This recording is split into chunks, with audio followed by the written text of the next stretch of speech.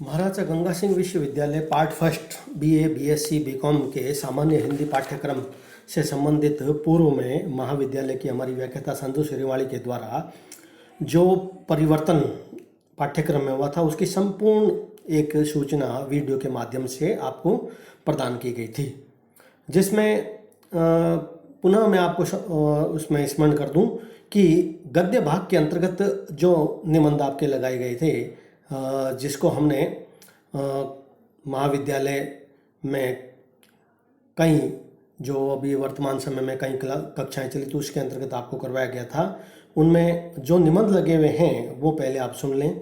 चरित्र शोधन, कुटज, स्वामी विवेकानंद, निराला भाई, दिनकर की डायरी से, आखिरी चट्टान, अदम्य जीवन, पृथ्वीराज की आंखें, भैया के नाम पाती, ठिठुरता गणतंत्र, जामुन का पेड़, मथेरन कलम, मोहनजोदड़ो का अंश और बोरुंदर डायरी, ये गद्य भाग है। इस गद्य भाग के अंतर्गत आज मैं आपको आचार्य हजारी प्रसाद द्विवेदी का एक तत्सम प्रधान जो निबंध है, यानी तत्सम प्रधान से मेरा आशय है कि ऐसा निबंध जिसकी भाषा थोड़ी संस्कृत निष्ठ शब्दावली से युक्त है, सामान्य पाठ के लिए नहीं है, इसलिए सामान्य हिंदी के विद्यार्थियों के लिए इस निबंध को बहुत अच्छी तरीके से समझना बहुत ज़रूरी है। कुटज जो निबंध है, उस निबंध के अंतर्गत हजारी प्रसाद जी पहले क्या कहना चाहते, पहले तो आप इस तथ्य को समझ लें कि निबंध को आप पूरा अच्छी तरीके से पहले पढ़ें टेक्स्ट बुक में, उसके पश्चात ही मेरे व्याख्यान को आप सुनें, क्योंकि वह तभी समझ में आएगा आपको। कुटज निबंध में क्या संदेश है, उसका क्या प्रतिपाद है, उस निबंध के अंतर्गत क्या क्या जो तथ्य आए हैं, क्या क्या चीज़ें बताई गई है, उन सब का एक एक करके मैं आपको इस व्याख्यान के माध्यम से मैं स्पष्ट करूंगा। संभवतः अगर इस व्याख्यान में संपूर्ण रूप से पूरा ना हो पाया तो मैं इसका दूसरा भाग भी आयोजित करूंगा। आचार्य हजारी प्रसाद द्विवेदी हिंदी के प्रमुख निबंधकारों में अपना बहुत महत्वपूर्ण स्थान रखते हैं। आचार्य हजारी प्रसाद द्विवेदी ने भारतीय संस्कृति, ऐतिहासिक परंपरा और उस संदर्भ में जो इतिहास पुराण है, उस संदर्भ में उन्होंने भारतीय संस्कृति का विस्तृत निरूपण अपने लेखन में किया है। यह निबंध उसी श्रृंखला के अंतर्गत आता है। उनका समग्र लेखन भारतीय संस्कृति से ही संबंध है। उन्होंने जो भी निबंध लिखा है उसमें सांस्कृतिक बोध, मानवतावादी संदेश, मौलिक व्यक्तित्व और उनकी प्रतिभा के दर्शन होते हैं। वास्तव में इनके ललित निबंधों में जीवन बोध और नई सामाजिक समस्याओं के प्रति राह तलाशने की ललक दिखलाई देती है। द्विवेदी जी अपनी ऐतिहासिक दृष्टि को नए ढंग से प्रस्तुत करते हैं और इस प्रकार उनके निबंधों में विद्वता, सहृदयता, इतिहास और पुराण के साथ साथ भारतीय संस्कृति का रूप अभिव्यक्त होता है। कुटज निबंध द्विवेदी जी का ललित निबंध है और इसमें उन्होंने कुटज एक पौधा है और उसके माध्यम से मानवीय संदेश क्या हो सकता है उसको निरूपित किया है। संपूर्ण निबंध में कुटज के सौंदर्य, उसकी शोभा, स्वरूप, महत्व, उपयोगिता और उद्भव का निरूपण करते हुए उसकी जीवन शक्ति और संतुलन स्थिति को उन्होंने प्रकट किया है। आचार्य हजारी प्रसाद द्विवेदी ने प्रत्यक्ष रूप से कुटज का तो वर्णन किया है, किंतु अप्रत्यक्ष रूप से उन्होंने मानव जीवन के लिए अनेक महत्वपूर्ण संदेश भी दिए हैं। निबंध में पूरे निबंध को हम जिन भागों में विभक्त करेंगे उसमें एक एक करके मैं आपके सामने स्पष्ट कर दूं। सबसे पहले हम निबंध में आचार्य द्विवेदी के द्वारा पर्वतों की जो शोभा है उसका वर्णन किया गया है। वे कह रहे हैं कि पर्वत शोभा और सौंदर्य के घर होते हैं, उनका सौंदर्य सर्वोपरि और मन प्राण को बांधने वाला होता है। पर्वतों में हिमालय पर्वत सर्वश्रेष्ठ है, उसकी सौंदर्य राशि भी सबसे अधिक आकर्षक होती है। उसे द्विवेदी जी ने पृथ्वी का मानदंड कहकर संबोधित किया। हिमालय पर्वत को सबसे अधिक संस्कृत के कवि कालिदास के द्वारा चित्रित किया गया और हिमालय के एक श्रृंखला जो दूर तक लेटी हुई दिखाई देती है उसे शिवालिक कहा गया और इस वर्णन के पश्चात वे शिवालिक का वर्णन करने लगते हैं। शिवालिक का अर्थ विश्लेषण वे करते हैं और हिमालय को पृथ्वी का मानदंड सिद्ध करने के पश्चात वे कहते हैं कि शिवालिक को शिव की अलग यानी जटा जूट को कहा जाता है, उससे संबंधित शिवालिक इसका मतलब है। शिवालिक का अर्थ है 1.25 लाख की माल गुजारी वाला इलाका नहीं है। उन्होंने बताया कि शिवालिक की पहाड़ियाँ जितनी रूखी, नीरस और कठोर है उससे लगता है कि ये शिव के अलग के रूप में फैली हुई है, यानी उसकी शिव जी की जो जटाएं हैं वो जटाजूट के रूप में फैली हुई है। आचार्य हजारी प्रसाद द्विवेदी ने इस निबंध में यह स्पष्ट किया है कि शिवालिक जो है, यानी शिव की जो पहाड़ियाँ, शिवालिक की जो पहाड़ियाँ, उसमें रूखापन और नीरसता शिव की जटाओं से ही संबंध रखती है। शिवालिक के संबंध में लेखक यह कहता है कि वहाँ दूर दूर तक हरियाली का कोई नामो निशान नहीं है। और इस शिवालिक का अर्थ और उसका स्वरूप स्पष्ट करने के पश्चात आचार्य हजारी प्रसाद द्विवेदी इस निबंध में शिवालिक की निरस पहाड़ियों और वृक्ष का वर्णन करते हैं। वे कहते हैं कि शिवालिक की सूखी निरस पहाड़ियों पर हरियाली भले ही कम हो, किंतु ऐसे वृक्ष अवश्य दिखलाई देते हैं जो मस्त हैं, मस्ती से झूमते दिखाई देते हैं, सभी प्रकार के द्वंद्वों से अलग हैं। लेखक ने अपनी अनभिज्ञता प्रकट करते हुए यह बताया है कि वह किसी भी वृक्ष का नाम नहीं जानता। उसे इन वृक्षों में से एक ठिगना सा वृक्ष बहुत आकर्षक लगा। उसके पत्ते चौड़े तथा फूलों से लदा हुआ है। उसके अद्भुत सौंदर्य पर द्विवेदी जी मुग्ध हो जाते हैं और बहुत प्रयत्न करने पर उन्हें उनका नाम याद नहीं आता है।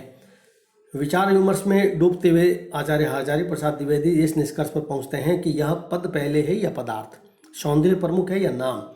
वे अंत में यह निष्कर्ष निकालते हैं कि नाम कभी महत्वपूर्ण नहीं होता। आवश्यकता पड़ने पर किसी वस्तु को बहुत से नाम दिए जा सकते हैं। वास्तव में नाम का महत्व केवल इस आधार पर होता है कि उस नाम को सामाजिक स्वीकृति मिल जाती है, और इस अर्थ में इसका नाम उन्होंने शिवालिक बताया। द्विवेदी जी ने अपनी लेखनी के माध्यम से जो अत्यंत सुदृढ़ प्रौढ़ अपनी जो कुशलता के माध्यम से, लेखनी के माध्यम से स्पष्ट करते हैं कि नाम का कोई महत्व नहीं होता है। नाम की याद आते वस्तु का स्वरूप, उसकी आकृति और उससे संबंधित सभी तरह की जो तथ्य होते हैं, केवल वह हमारे मन में ताज़ा हो जाते हैं। इसलिए लेखक के ही शब्दों में मैं आपको इस तथ्य को स्पष्ट कर रहा हूँ। आचार्य हजारी प्रसाद द्विवेदी इस निबंध में जो तथ्य कहते हैं उन्हीं के शब्दों में, नाम इसलिए बड़ा नहीं है कि वह नाम है, वह इसलिए बड़ा होता है कि उसे सामाजिक स्वीकृति मिली है।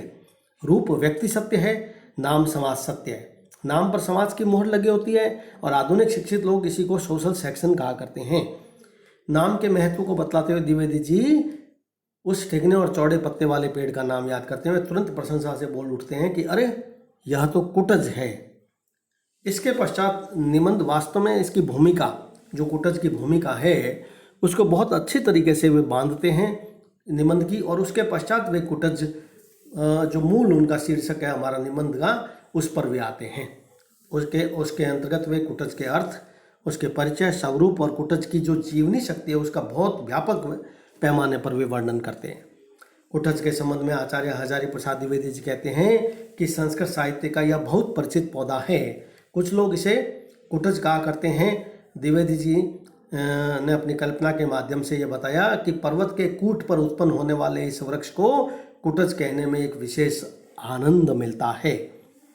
यह फूलों के गुच्छों से लदा हुआ, मंद मंद मुस्कुराने वाला, आनंद की लहर दौड़ाने वाला एक बहुत आकर्षक पौधा है, जिसका कालिदास ने स्थान स्थान पर अपने साहित्य में वर्णन किया है। कुटज पौधा है और उसको एक पुष्प के रूप में उन्होंने संबोधित किया। यह पुष्प बहुत आदर की दृष्टि से भी देखा जाता है, और शिवालिक की ऊंची ऊंची पर्वत श्रृंखलाओं पर जब कोई अन्य फल फूल वाला पौधा नहीं मिलता है तब कुटज से ही काम चलाना पड़ता है। ऐसा लगता है कि कुटज जो पुष्प है, यह पौधा ज़रूरत के वक्त बहुत काम आता है और संकट के क्षण में यह सहायता करने वाला पौधा है, लेखक के अनुसार। कुटज के जो पुष्प हैं, फूल, उसके बहुत आकर्षक होते हैं, लेकिन साहित्यकारों ने कुटज को साहित्य में कोई विशेष स्थान नहीं दिया है। इस बात पर वे क्षोभ व्यक्त करते हैं। कुटज का अर्थ है जो कूट में पैदा हुआ हो। कूट का अर्थ घड़ा है और इसी का एक अर्थ घर भी है। संभवतः अगस्त्य ऋषि को कुटज कहा जाता था, इसलिए यह निष्कर्ष निकलता है कि वे घड़े से उत्पन्न हुए थे। और ध्यान से देखा जाए तो अगस्त्य ऋषि के जन्म के मूल में कोई और कहानी होगी। कम से कम वे घड़े से तो उत्पन्न नहीं हुए होंगे। द्विवेदी जी ने संस्कृत में प्रयुक्त कुटकारिका शब्दों को भी सामने रखा, जिसका अर्थ दासी होता है। द्विवेदी जी ने संभावना व्यक्त की कि कुटिया और कुटीर जैसे शब्द भी किसी न किसी रूप में कुटज से संबंधित रहे होंगे। एक अद्भुत अपनी कल्पना शक्ति के माध्यम से जो वास्तव में यथार्थ है उसके माध्यम से आचार्य आचार्य प्रसाद द्विवेदी कहते हैं कि एक विशेष प्रकार का गलत काम करने वाली दासी को कुटनी या कुटिनी भी कहा जाता था। कुटज जंगल का सैलानी है। कुटज के संबंध में द्विवेदी जी कहते हैं कि फूल गमले में तो हो सकते हैं किंतु तो यह जंगली पौधा है। इससे इसकी भाषा वैज्ञानिक व्याख्या भी द्विवेदी जी ने क्या है कि लोगों के अनुसार की गई। लेखक के ही शब्दों में मैं आपको तथ्य स्पष्ट कर रहा हूँ, आचार्य आचार्य प्रसाद द्विवेदी के ही हूबहू शब्दों में। मुझे तो इसी में संदेह है कि यह आर्य भाषाओं का शब्द है भी या नहीं। संस्कृत में कुटज रूप भी मिलता है और कुटच भी, कुछ स्थानों पर कुटज भी मिलता है। द्विवेदी जी का यह निष्कर्ष है कि यह पौधा आर्य जाति से संबंधित नहीं है।